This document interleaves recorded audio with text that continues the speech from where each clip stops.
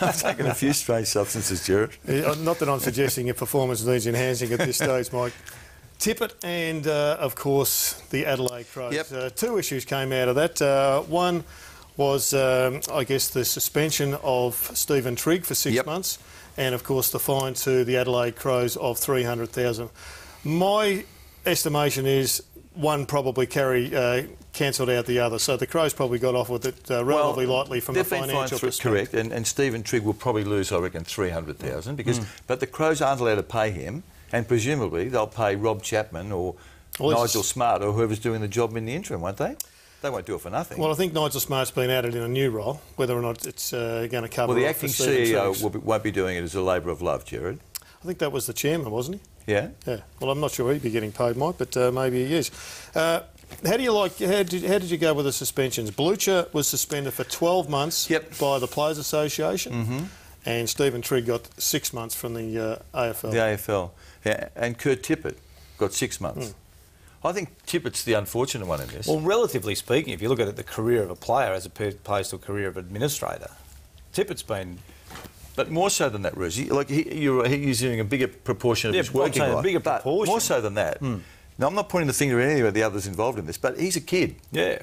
If you have a manager and you go to see the CEO of your footy club, I reckon most cases you just sort of let them call it. Yeah. Look, again, the absolute details, I'm not 100% certain, but certainly it appears Tippett's the one that got.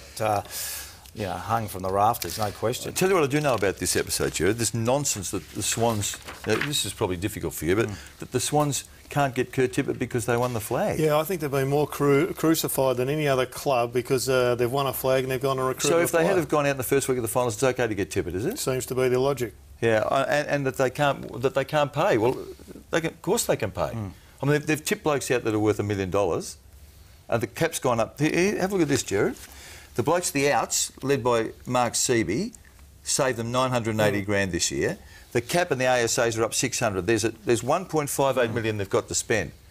They bring 6 players in, 5 kids who will probably cost them about 300,000, and Kurt Tippett will cost them 800. Seemed to me what has shown, Roosie, is the Swans didn't think they were going to win the flag in probably May or June last year, and they've set about trying to establish a recruiting philosophy or policy where they can go and pinch somebody to help them win the flag this season. Yeah, that's probably... The trouble with the whole Tippett scenario was they won the flag in 2012. Well, I think the other thing that clouded it for all clubs was a majority of clubs, except for one, knew about the second-round draft pick. So most of the clubs thought, well, if we can get Tippett for a second-round draft pick, why would we not go after him? So that was the other thing that I don't think's been explored enough. Yeah, Sydney... I think you're right, Sydney, we're going halfway through this. I think we're close. Do you know that my suspicion is that the Swans saw this bloke as being available, liked him, and probably had been into him for several months before they got him? I know.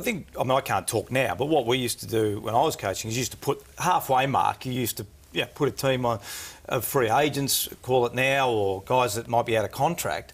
So I suspect, I'm just guessing, what happened was Tippett's name come up, second-round draft pick. Everyone knew that he was available for second-round draft pick. So I don't know when they spoke to him, but I'm sure, following from what you were saying, you're saying, where are we, how are we close? Now, in the past, most clubs wouldn't have actually put his name up because they would have thought, oh, can we get him for... We need 2 first-rounders or whatever. So it was all clouded a bit by the knowledge that clubs had about this second-round draft pick. Almost a perfect recruiting coup, except the salary became public because of the investigation.